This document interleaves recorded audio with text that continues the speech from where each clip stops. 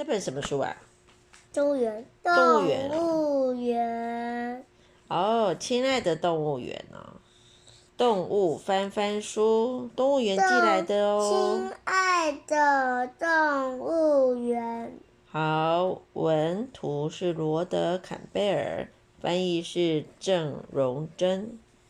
我写信给动物园，请他们寄一只宠物给我。他们寄来了一只什么？大象。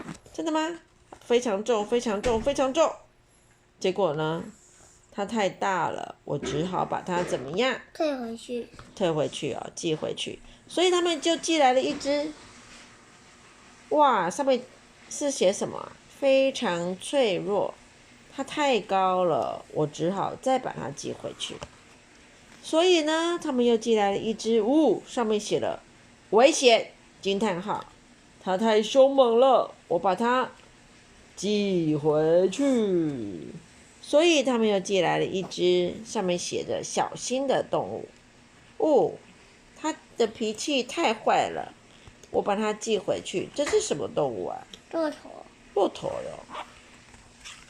所以啊，他们又寄来了一只，它好可怕哦，是什么呀？蛇。所以呢，就把它寄回去了。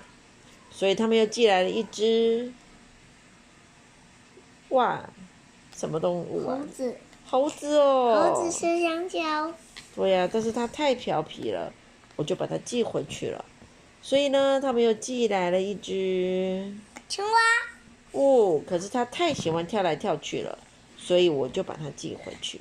我喜欢。所以他们拼命的想，拼命想，最后寄来了一只狗。它上面写说，动物园里所有的朋友一起寄的，是一只狗它太完美了，我就把它留下来了。